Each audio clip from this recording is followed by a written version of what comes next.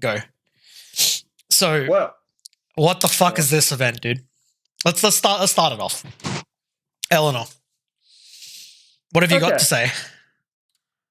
I mean, yeah, she's a pretty good healer and all, but why the fuck is she only SS ticket available? I mean, yeah, we got gifted like SS tickets beforehand, and it was to be expected. But why not both have an option for like get her in special summon and also get her maybe in like freaking choice recruit or something or divination? Like, I don't mind if it was divination as well, but like just SS ticket, fuck me dead, dude.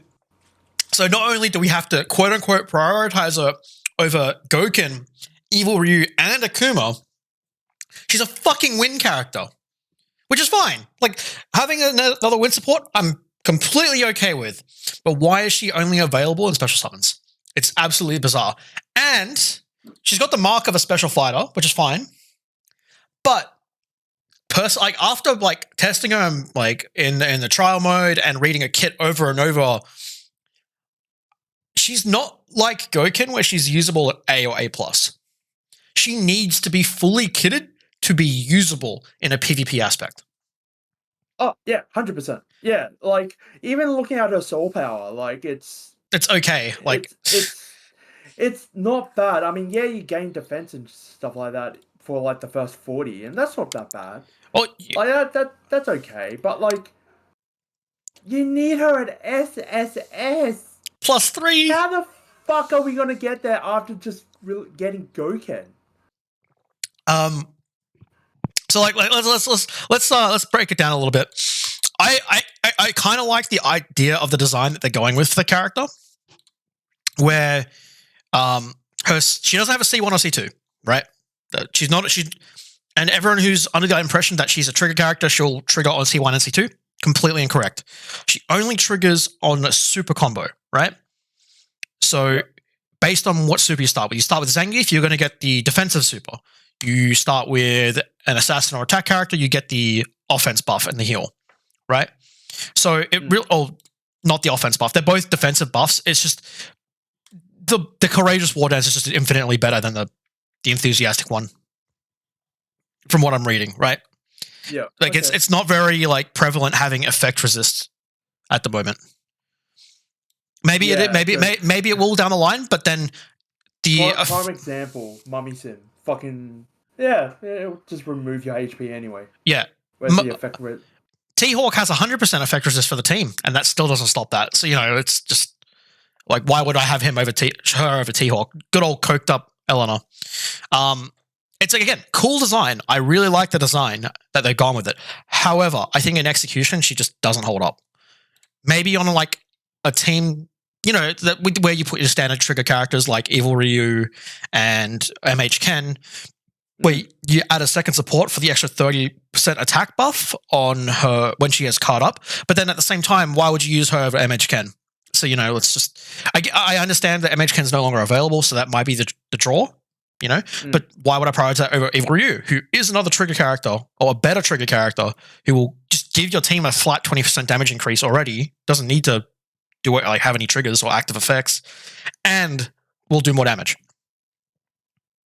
I understand she has heals, but until I see her in her PvP aspect, I can't say how good they are. Like, you literally, like, I only just got home and I'm just looking at it now, like, just her like general combo kit. So C1, like if you want to prioritize healing, you need to always have an attack and assassin to start off with. Which for the most part, not fine. Bad, because most of the starting characters are like, obviously, like your powers, like exactly like power characters in the attack. So Dawson, freaking Viper, Guile. Just, like the synergy involved. But who the hell? Like, I don't know. It feels like a waste. Maybe when she's got soul power up, the amount of HP she actually has is quite relevant, so that her power dance 10% heals pretty good, but yet to be decided, right? Like that's something that's down the line. But and then cool, they gave us 2 copies of a character, but we go back to that shouldn't, like, that's a good start, but that shouldn't draw us to the fact that they've just put a wind character, a character who's probably okay in the game, not great, in a fucking special summon only summon pool. It doesn't make any sense. Like, So cool. you tested Summer Elena. How much healing does she actually do when you actually activate? It's okay, but I can't actually comment. Like, I'm not going to be like, all right, cool. No, she's definitely like, A tier healing. No, I can't comment because in the test environment, right? Like the little trial thing they gave us. Yeah. She has, was it +1 gear, no faction. What? Her soul power is I see what you mean. So her soul power is not maxed. Like we can't. Her healing is based off of a max HP. I don't know what a max HP would be like at a a standard level. We can't test that until we actually have it. Which means, who wants to invest in a character that may be okay instead of going for a character we know is good like Iwari or Goken, right? Yeah. Like it doesn't make sense. But other than that, moving on. I also noticed because I went to go check out her soul power, like, hey, what kind of soul power she have? We've got a couple of new additions. So we got Witch Juri, which I feel like let's cover her first because, like, if I go down below, I'm just going to get mad, and I kind of want to cover this. Yeah. So I kind of feel like from reading her kit, it's kind of like they gave up on trying to fix normal Juri and just created this one. Seems cool. Like, I like the idea of her so far. Yeah, lifesteal seems really fun. Like, for instance, like, it's just adding to sustained teams. Like, you have Sagat and people that have Nero, like, they have a little bit of sustain. And then Honda as well. So it's just like, oh, now I have a DPS potentially that can also sustain. Yeah, without needing to do anything. I'm very interested to see what her passive looks like where she clings to the wall. Just because, like, aesthetically, it's just so odd to read that. Yeah, that's fair. Yeah, I don't really have anything bad to say about it. Just kind of like, seems interesting. I like the design space they're kind of going with these sorts of characters, but I don't see any tenet that just inherently breaks the game here. Just seems decent. And like, it's a lifesteal mechanic, which we haven't really come across yet properly. Like you said, Nero has a little bit, which is true, but not to the sheer amount that Juri has by the looks of it. Yeah. It's like everything she does has lifesteal. And she also takes down her own HP, so it's not broken in that sense so far. Like, just again, purely looking at it in a theoretical vacuum, doesn't look broken. Just interesting. Yeah. But then we get to the bullshit. Can we just remove him? This piece of shit right here. Now, I'm not going to click on him just yet. And I have thoughts before we even go into the kit. This character, even if this is a free-to-play legendary character, is going to break the tenets of the game. It's the death of free-to-play, regardless if he's free-to-play. Because the whales and the krakens are going to be able to build, or get, like, for the most part, right? A free-to-play can chuck him in a team, that team's going to do fine. But a whale's going to chuck him in a team who's specifically tailored for him, and they're going to blow up. That is an instant loss in PvP. PvP dream is dead. PvE is going to be harder now, which means we're going to get less rewards, which means free-to-plays can't keep up. It is the death of PvE and PvP for free-to-play. Anything before we go into it? Like, or did I sum that up pretty well?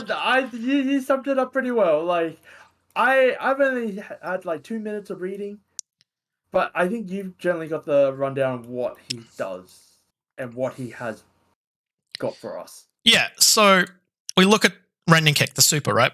So we're just going to look at one keyword here, and that's Crimson Scorch. Mm-hmm. Crimson Scorch reads, effect resist decreases by 35%. Okay. Crit resist decreases by 20% for 20 seconds. That's a long time for an effect, mind you. Most effects don't last that long at all. 15 for burn, 10 for bleed. You're able to get a second combo off in PvP by then. Yep. Guaranteed. Maybe even a third. Yeah. Depending on how the animations, right? Like, anyway. But then we go to his passive. Whenever an ally successfully inflicts burn or bleed on an enemy, Fashion Ken deals 6% increased damage for 7 seconds. Stacks up to 9 times. Except it stacks up to 12 times. So he's getting a 72% damage increase. And what's 8 times 12 off the top of your head, Goomba? That sounds like, I don't know, 96 speed increase? Wait. Yes. Then we go to his cars, okay? And 80% of that goes to other allies. What? Yep. This isn't done yet. We're not done. We're not done. Okay. His C3. Now, this isn't even the worst part of his kit, mind you. This is actually kind of cool, and I kind of rate it. Depending on whether he's got the enemy has burn or bleed, it's single target. He'll have increased crit for burn and ignore defense for bleed. Bleed only stacks up to 3 times, so it can only be up to 48%, which is still ignoring 48% defense on a C3. Fantastic, right? Increasing crit by what's 4 times 20? It's a lot of math. That's fucking 80%. That's 80%. 80. 4 times. Yeah, that is insane, right? Because you chuck him on a burn team, he's going to be contesting with Dalsum, yes, but there are other ways to apply burn with flanker. Blah blah blah blah blah. Anyway, that's still not the most fucked up part about him. Now this click is gonna hurt me. Would you mind reading this out for me? Just the incendiary smash, just the fighting spirit, the first part, not even like +5. Okay, so targets with Crimson Scorch lose HP equal to 50% of Fashion Ken's attack. True damage. True damage. Keep going. Each time they launch a normal attack, super combo, or trigger a skill. The character fucking exists and they die. They exist and they die, right? Cool. I really hope that Fashion Ken just dies in one hit. Like, I hope he's just like, he's 1 HP. I don't think that's the case. I mean, look at the stats they're giving him, the extra HP bonus. Then, okay, we scroll down to +10. Can you read up +10 for me? I don't want to scroll down. Okay, targets with Crimson Scorch lose 200% of HP each time they launch a normal attack, super combo, or trigger a skill and lose HP. This HP is then converted into HP for Fashion Ken. Why does he have Life Steal? Yep. Then, no, keep going. +20. Targets with Crimson Scorch also lose 50. What? 50 super combo gauge each time they launch a normal attack, super combo, or trigger a skill and lose HP. Why is this?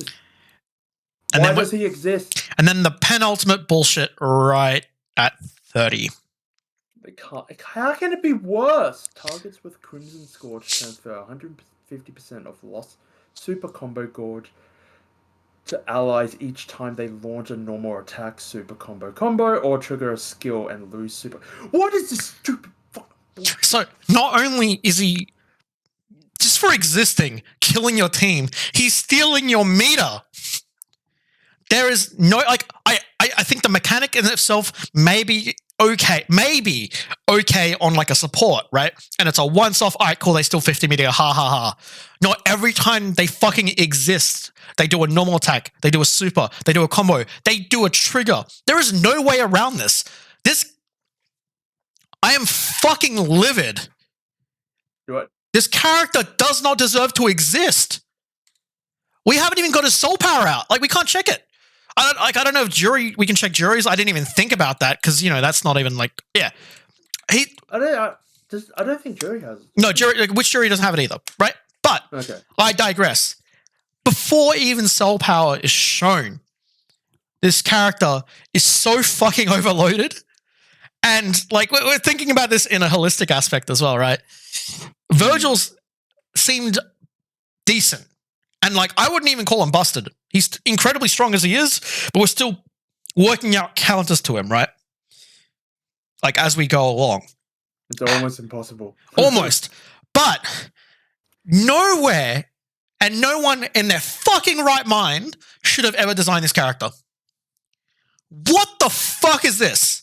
I don't even think the CN version or like whatever, like the other guys is that bad. Like he does probably like flame damage, but he doesn't do much more. so like again, if this is pay to win, like if they've put this like paywall fashion Ken here, which I expect them to do because they've done that for every other fucking legendary in the book except for Flanco, right? Yeah. The game is dead, straight up dead. The amount of people that are going to quit the game is massive. So good luck with that one. Secondly, if it's not pay to win and it's not paywall, the game is still going to be in such a horrendous state. The power creep from this point forward needs to be massive, or there's nothing that can compete with this. Literally. I have no idea what you could do. Like, the only way you can. Look, it's a rant. I can't. I literally, after reading this kit, I had to go take a shower from how fucking filthy I felt after reading it. Like, yeah. It's not every day that I'm speechless, but holy shit. This is the one time I think T-Hawk might be a thing. Yeah.